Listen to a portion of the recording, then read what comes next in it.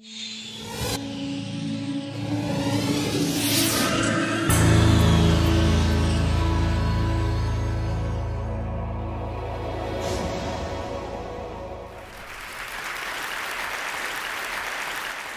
live in South Central. This is South Central. Liquor stores, fast food, vacant lots. So the city planners, they get together and they figure they're going to change the name South Central to make it represent something else. So they change it to South Los Angeles. Like this is going to fix what's really going wrong in the city. This is South Los Angeles. Liquor stores, fast food, vacant lots. Just like 26.5 million other Americans, I live in a food desert. South Central Los Angeles, home of the drive-through and the drive-by.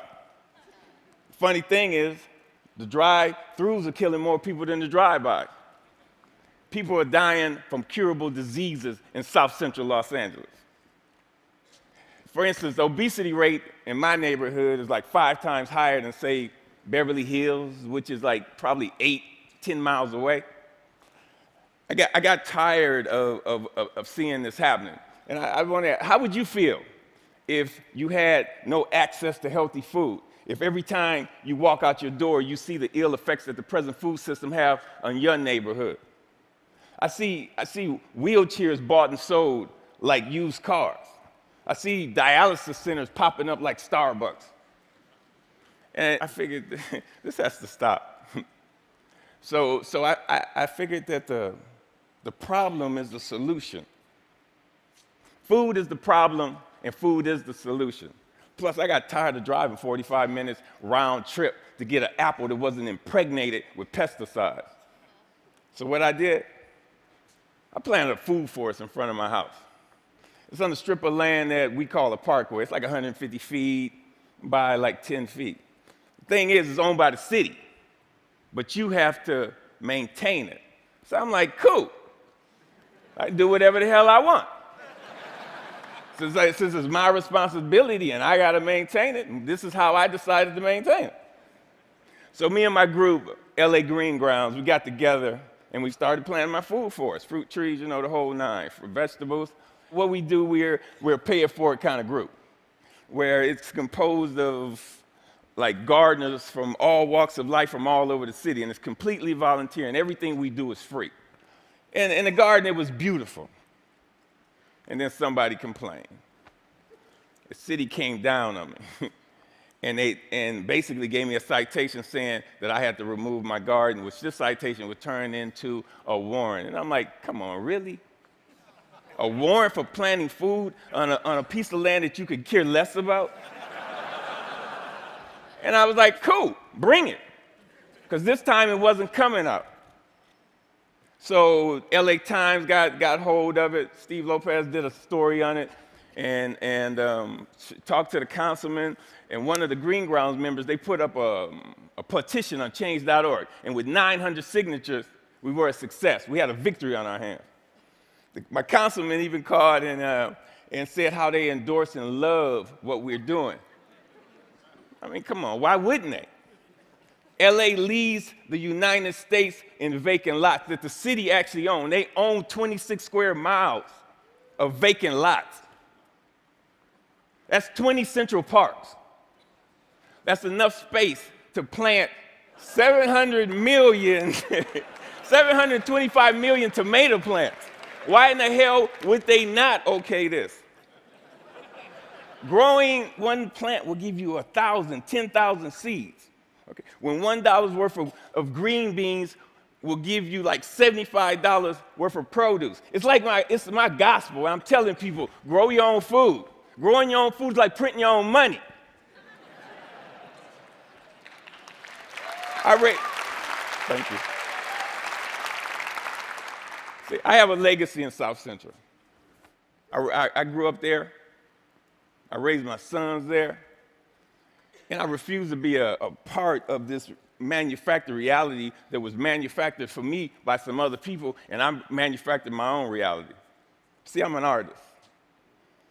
Gardening is my graffiti. I grow my art.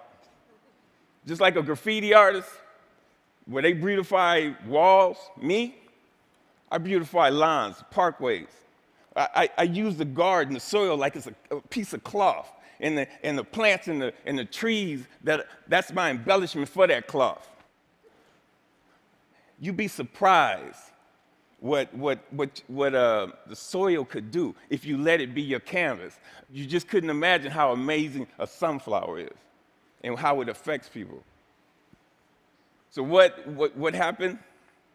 I have witnessed my garden become a tool for the education, a tool for the transformation of my neighborhood.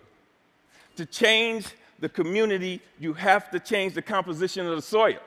We are the soil. You'd be surprised how kids are affected by this. Gardening is the most therapeutic and defiant act you can do, especially in the inner city. Plus, you get strawberries.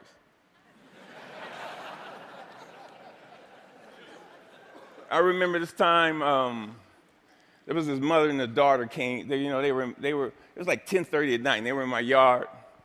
And I came out, and they looked so ashamed. I'm like, man, it made me feel bad that they were there. And I told them, you don't have to do this like this.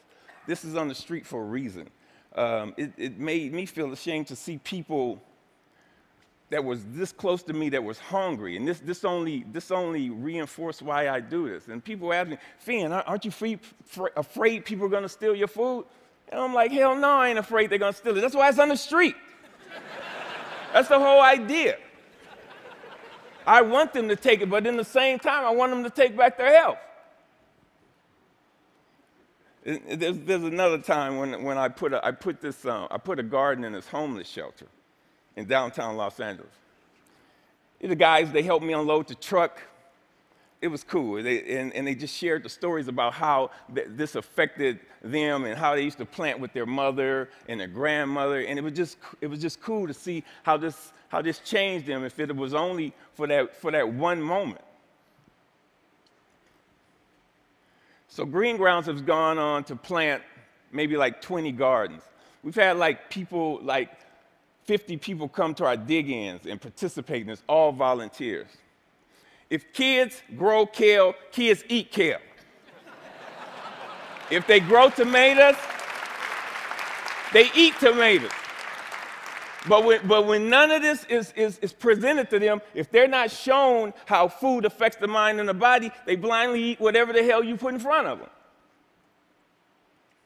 I see young people, and they want to work, but they're in this thing where they're caught up. I see kids of color, and they just on this track that's designed for them that leads them to nowhere. So with gardening, I see an opportunity where we can train these kids to take over their communities, to have a sustainable life.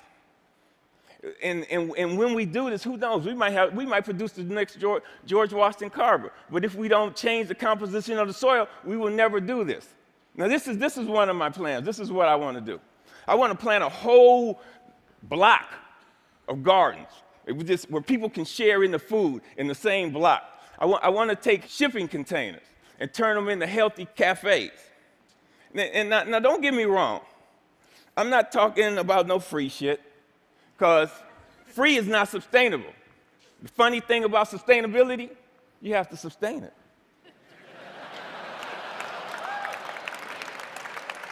What I'm talking about is putting people to work and getting kids off the street and letting them know the joy, the pride, and the honor in growing your own food. Opening farmers markets. So what I want to do here, we got to make this sexy. So I want us all to become ecolutionary, renegades, gangsters, gangster gardeners. We got to we got to flip the script on what a gangster is. If you ain't a gardener, you ain't gangster. Get gangster with your shovel, okay? And let that be your weapon of choice. So